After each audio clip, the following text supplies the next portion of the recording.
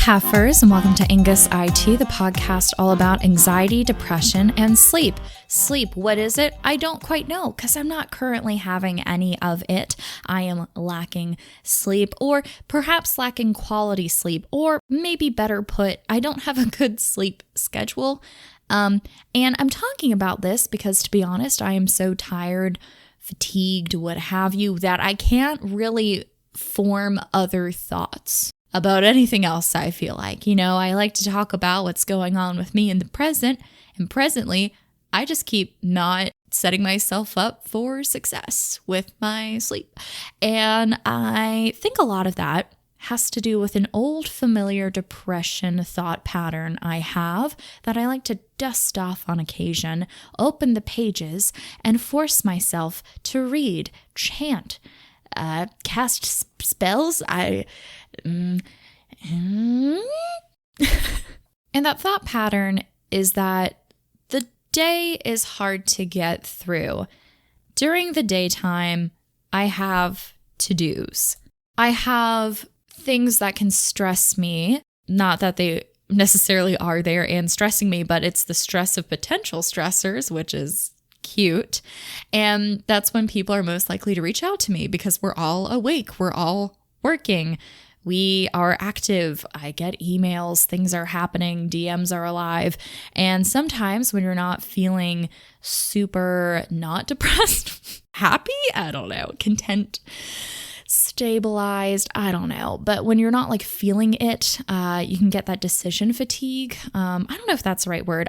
You know what? Notification fatigue. I get notification fatigue, and I will sometimes get overwhelmed if I have a lot of texts and I have a lot of things come in at the same time. Usually not work things. Like I can kind of separate that. I mean, you can always get stressed if a ton of things hit you all at once at work, but I can usually filter through that. But in terms of like personal life things, it's just a lot sometimes. And it's nothing personal to anybody, but it can weigh on me because I avoid it and I let things build up. And one thing that I have been a lot better at is opening messages immediately and just kind of absorbing it and allowing myself time to respond. I think there is a huge fear in our culture about being left on read.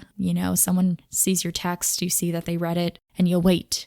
And you know that if you open a text, they're going to see that you opened it, but you haven't responded. And I think it's not fair to expect people to respond immediately. I totally get if it's like an urgent question or if it's something where someone is clearly ghosting you as opposed to just telling you what's up and it's been a while. Like, I totally get that. But otherwise, I think it's kind of harsh to expect people to always be by their phone and ready to drop everything, get out of the zone, out of the focus, or if they're talking to somebody, to just drop everything and respond immediately to what you've said, especially if it's a complicated question or if it's like, hey, what are you doing like 3 weekends from now? Usually that requires someone to like pause, look at their calendar, make sure they didn't make any prior commitments, things that take time. And again, like if you're in the middle of a work project and you try to respond to every single text that comes in, that can get overwhelming, but you also want to check and make sure it's not an emergency. I don't know. I just really want to kind of push this better vibe of like, it's okay if you're left on read for a little bit. Even when you're doing scary things, even when you're being like, hey, I'm going through this, or I have an issue with this, those can be really hard to send and deal with, which is why sometimes it's better to do it in person or over a phone call. But to be fair, think about how long it probably took you to craft that text. You got to give people time to sit, think, and respond. And that allows them to better communicate with you as opposed to some knee-jerk reaction, whatever. And if you're having this stress with work things, if something is happening for some reason, you're at a conference, I don't know, I always just respond and say like, I just want to let you know I received this message. I'm currently here. I'll be sure to get back to you like at X date or whatever. I don't know. I don't even know how we got down this rabbit hole of being left on read. I'm very passionate about it, but we're going to try to circle it back to sleeping. Okay, I remember how this connected to sleep because I have been very fatigued and tired, and in a way, life has become my notification fatigue, and I've been a lot better about going through these messages so they don't add as a stress to me when I'm already like, ugh. And sleep is very important. I think we can all agree. We might not all like, participate in healthy sleeping habits, but I think we can all concur like sleep is definitely needed for human beings. It can greatly affect our health in many different ways. And for me, sleep is one of the biggest factors that contributes to how well my mental health will be that day. It doesn't necessarily always determine, if I get 8 hours of great sleep, I won't be depressed or anxious that day, but I have a much better chance of not feeling that way, or at least dealing with any grossnesses that pop up. Any gross things that pop up that are gross, I can be like, okay, I'm better equipped now. Because of that, I used to get actually very anxious about sleep, which is fun. I had alarm anxiety where I was afraid my alarm wouldn't go off. And so this was usually in college, I think, mostly college. I think one time my alarm didn't go off and the panic I had was overwhelming. And, it's never great to miss something, but at the end of the day, in the grand scheme of things, you look a decade later, did it matter? No, it's okay if you were late to class. It wasn't fun, but you got through it, right? But it was just overwhelming to me. And so I would set 3 alarms on 3 different devices, not just 3 alarms on my phone, but I had my phone, I had a physical alarm clock, and then I set one on my laptop. And I would double check that they were all set. And then I'd drift off to sleep. And then I would just wake up in a panic randomly throughout the night thinking I had missed my alarm. And like, not just waking up and being like, oh, what? But like heart pounding anxiety, jerking out of bed, worried that my alarm clock didn't go off, which isn't fun. Going to sleep anxious, waking up anxious. It's not a healthy cycle. And I'm trying to recall how I broke that after a while. It may have just been that time passed or I changed my environment. Like I went home, wasn't in the dorm anymore, and I didn't need to worry about setting an alarm. So it felt less stressful. And then when I came back to it, it was fine. But definitely setting up 3 alarms every night and then just instantly making myself panic wasn't great. So, I remember what I actually started doing was I started listening to sleep meditations. And so I had this app at one point. I don't think it exists anymore, but you would play the app and you would go through a meditation with the end goal that by the end of the 30 minutes, you're like really solidly tired or asleep. And I had the deepest sleep when I did that. And when I had better quality sleep, I stopped worrying so much about the alarms. And just in general, that has always been a really helpful tool for me. My mind likes to go a million miles per hour sometimes, and I used to go to bed and think now is the time I can let all the thoughts run free. In a way, it was exhilarating. I had a good time, which is weird to say, like, oh, it's fun. I have so many different thoughts, but it was like, in a way, I'd had coffee and was doing a brainstorm session, but it was at night, and that was the only time I really felt creatively open or like I could just chill. No one's going to bother me. We're all asleep. Again, kind of like that thing I was saying earlier. During the daytime, people can talk to you. We're all awake, most of us. But at night, we're all asleep. I can totally ignore people. If they text me, it's sleeping hour, which then became my waking hour. I've always been a night owl. I love staying up late, and my body, I am pretty sure, wants to stay up until 4 a.m. Every time I've ever had a situation where I stay up until 4 a.m., my body adjusts very quickly. I might be tired, but the next few days are very hard to adjust to get me back to a regular sleeping schedule where I'm at least in bed before midnight. Like going to bed in the a.m. and then waking up in the a.m. that tends to not be fun, not be the best. So I had that issue where I only thought I could enjoy my day at night. So depressed Elaine would get through her day. It'd be really rough. And then finally it's nighttime. No one can bother me. I'm truly alone. And now I can actually feel better. And I am engaged in the things that I had lost interest in. So this is where I enter like YouTube holes. I watch movies. I would write. I would just start doing a ton of things that would keep me up until 2 a.m. because I didn't want to go to bed because I wanted that good feeling to last. But then I would wake up and I would be tired. And then that would kind of keep the cycle going. So I'm a night owl, but I'm not always a healthy night owl. I think it's wrong to say that everyone should follow the same sleep schedule. We all have different bodies and stuff, but I do think it's important to have one and to ensure that you're getting the good quality sleep that you deserve and need to function.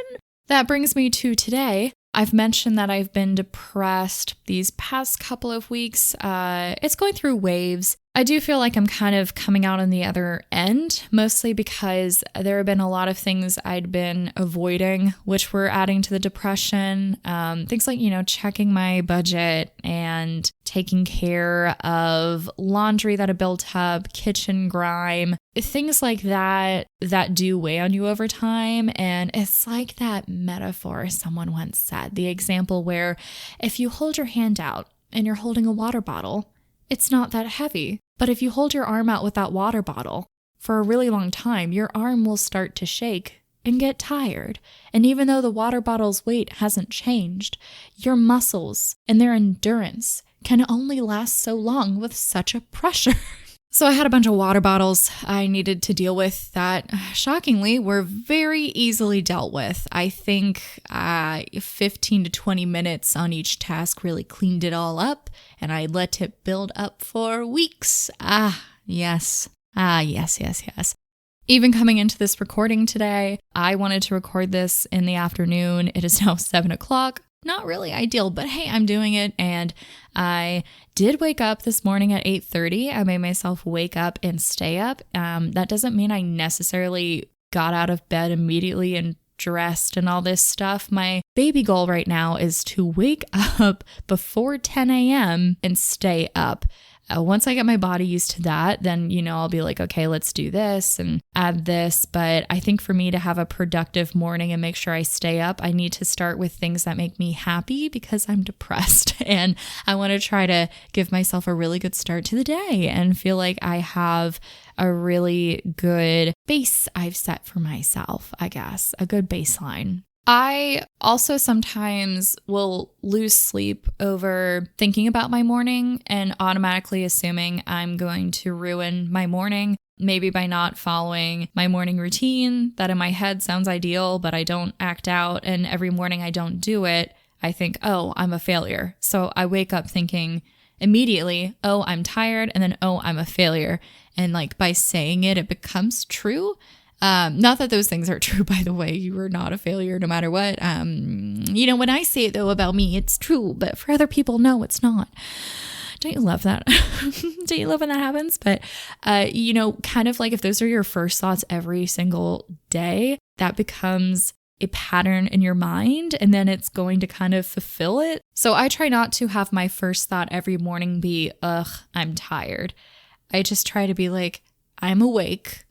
And now I'm going to read a book, or I'm going to play a stupid game on my phone, just something where I'm awake, but I'm easing into the day and I'm trying to set up a better blocking schedule to get things done. But if you put a lot of pressure on your mornings and it keeps not happening, maybe change up what that morning routine would look like. That's what I've done for me, and I'm testing it out this week. And I don't know, I guess 1 out of 7 days so far, I have woken up at the time I wanted to. And you can get really excited too. A lot of the things you can do at night to prepare for your morning will help out. Like if you already choose your outfit for the next day, I should do that because I had a really good stretch where I did that. And I can't tell you how helpful that was. I sometimes do this thing where, I don't know why I own clothes that I don't feel good in, but That's how I roll. So sometimes I will just put on all these clothes where I feel gross and am like embarrassed. I don't know. It's hard to explain, but I did that today. I put on an outfit where I was like, I don't really like this t-shirt's fit on me and these pants are a little too tight, so I don't feel comfortable. And then I walk out in public. I hadn't showered. My hair was gross. And, that doesn't really make me feel good. It's not even just, caring about my looks. It's just more like I have things that make me happy, and that outfit didn't make me happy. I am someone who can be very easily influenced by the things I'm wearing. I like to wear lipstick to be productive. I don't know what that's about, but I put on a lipstick and I'm like, I'm going to get away with murder. I always say that when I use the lipstick example, and I don't want anyone to think I am a murderer, despite how often it does come up.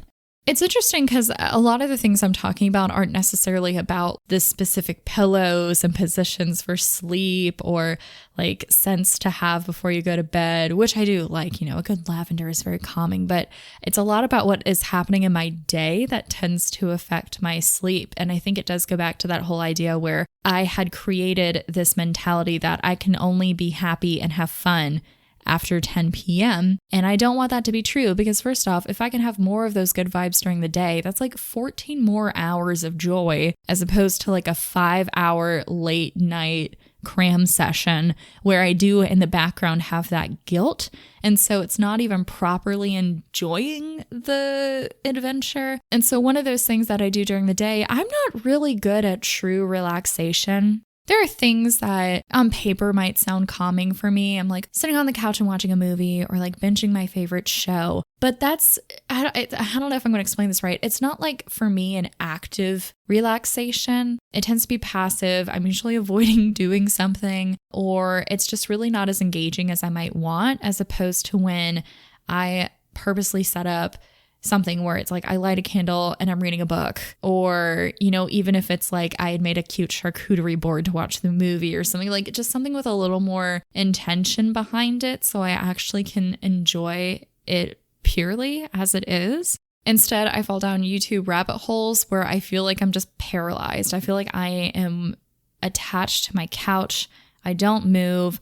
And the less you move and the less that you're like trying to make your brain do thought things, the more stagnant it becomes. It's kind of like if you have a puppy and you want to tire them out, you're going to take them for a walk, let them run around a park. You're not going to try to get them to sleep all day because then they will be awake all night.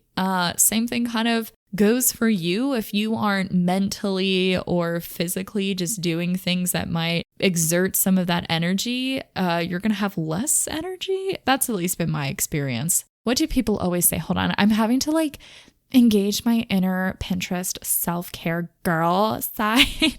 As Isaac Newton once said, a body in motion stays in motion. And that is how your soul is too. I'm sorry. I had to do that. But it's true. It's true. If we lack that stimulation, things get boring. And for me, it's kind of like, I guess, a workout for your brain too. I become less creative because my mind isn't being challenged in any way. And then I get depressed because depression already is sometimes just this feeling of emptiness and blobness. And so if on top of already having that external fun on my shoulders, I'm also having that, it's not as great. And so I do think there are shows that can make you think. I don't always want to bash TV because I think that you can get some value out of it, but reading tends to make me a little more focused. I've been turning my phone off more again. I was pretty good at that, but there's things where it's like if I open up Instagram and I instantly feel anxious or annoyed or down, which has been happening, like I either feel neutral or I feel some other negative emotion, then why am I opening it up? Why am I constantly opening up Twitter? I'd rather scroll through once and then catch all the happy, have fun, instead of like every 15 minutes on the hour going through and checking the same things over and over again, and they don't make me happy. And so I really do think that a lot of the day anxieties can affect our sleep. Clearly, I'm sure you've had a time where you went to bed and then you just stared at the ceiling and all of the day's anxieties come back suddenly. as you're kind of like slowing down, other things from your past pop up. That's when we joke a lot about like, oh, that one time in 3rd grade, I farted really loudly in class. Like it just comes back and you're like, why did that happen? It can really get bigger and worse, like when it rains, it pours. Sometimes I want to engage in that, which sounds weird, right? Like who wants to be anxious? I don't. But in a way, I'm like, I don't. It's always been hard for me to explain this part. And I know other people relate to it. It's just hard to put into words that like you almost want to feel worse. Like when you already feel bad, you almost want to beat yourself up more, because usually the things I feel bad about are failures, quote unquote, on my part. And so almost as punishment, I want to bring up every other time I failed. And then that can bring up a lot of side emotions like anger or fear. And then that's when you start like making up fake arguments with people. Like I used to do this thing where I just constantly thought that everyone was going to attack me and I'd have to defend myself constantly. And so I would go to bed and I would think of like maybe one thing I'd done that day that someone might have an opinion on. And I would go through and think of every possible thing that they could say against me, any kind of criticism or passive aggressive thing. And I would think of a reaction to each one of those. And I would do that for multiple things. That does not make anybody feel happy. I have no proof that that would happen, that fake arguments that are not in the present can really affect the way that I view that person or how I deal with a situation if it does pop up, because then I'll be like, I knew it would happen. I knew it would happen. But that's not always the case. So there's no point in trying to engage in that behavior, but I know that this is not how this person would react. Sometimes there are things that you can never be prepared for, but I know overall how to stand up for myself and to respect myself. So kind of a blanket response to all of those things. But I would say the main thing is that depression can both make you very sleepy and very tired. You can sleep for like 15 hours a day and still be tired. You can maybe get 5 hours of sleep. You're still tired. I had a pretty good streak going and then I hit an afternoon slump, which happens for most of us, but sometimes there is a thing where you can get more depressed as the day goes on. It has something to do with like kind of like the morning chemical burst and then, the sun's going down. Sometimes it is that like lack of interaction then with people, even though we may not always feel like chatting with people. I do really think interacting with the humans in your life can make you feel a lot better. You get out of your head because it's so easy when you're depressed or anxious to get stuck in your head and kind of forget that the outside world exists. So having someone to talk to can easily ground you, I think. But yeah, as the evening progresses and the day progresses, or maybe you've had enough time to create some failures if you're me. But it gets hard. So for me, let's say I was really grooving and then lunch hit and then I just in my head was like, you know what? I always ruin my afternoons. What makes me think this afternoon will be any different? And by having that thought, I kind of did it to myself. Same thing with being like, what's the point in thinking I'll wake up and actually follow my morning routine? I never do. So therefore, it won't happen tomorrow. This is pointless. Like I'm already deciding that I have failed and that I won't be able to do it, even though I haven't done it yet. It's not a productive thought and it's not a true thought. I mean, it might be true that I haven't been able to follow the structure I wanted to in my mornings, but it doesn't mean I'm going to forever be a failure and never be able to follow through on these things ever again. That's just never true. There's always an opportunity to change something, adjust, what have you. And so I think that's what was able to get through to me today to wake up at 8:30. I mentioned this in my depression loophole episode. I am someone who, if I just keep thinking about it and writing it down, I will get tired of myself not taking care of something. And then I just do it. And we reached that point with me waking up. I kind of had this thought of like, if I was able to see my psychiatrist and have a therapy appointment, I told her everything that was going on, what would I feel like? And honestly, I felt like kind of back a year ago when I might have had to up my medication again or switch medications. I did not want to switch medications. I really like the one I'm on. It doesn't have a ton of side effects. changing medication isn't like the most fun process. And so what I had done back then is I kind of did a cold turkey on everything. I started working out. That's when I made sure I had a set schedule. I meditated. Like I did everything I could within my control to see if I could avoid that. And it worked. I was able to at least bring some more stability to myself and feel better. And so I realized, I think this is what really pushed me. I thought again, like if I told her that, she might recommend that we change medications again, or that might be the path if I continue to feel this way. And I don't want to do that. And that is a great motivator for me. So not necessarily like trying to bully myself into doing things. I don't think that's healthy, but reminding myself why it's important for me to do these things is helpful. I think sometimes we might think we know why we want to do it. Like, I want to wake up early so I can get a lot done during the day. Is true, but at the core of it, as it turns out, a lot of the anxiety I had around it was more about feeling stuck in my mental health disorder and feeling like I couldn't combat that, which is like way more hardcore and like really like hits you, you know, like sometimes I forget that I can't stop being bipolar. That will always be something I have, and that's hard to swallow. That's hard to feel like I can't just do X, Y, and Z and then I'm good.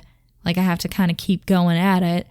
And that apparently bled into these other to-dos that I've been trying to work on and accomplish.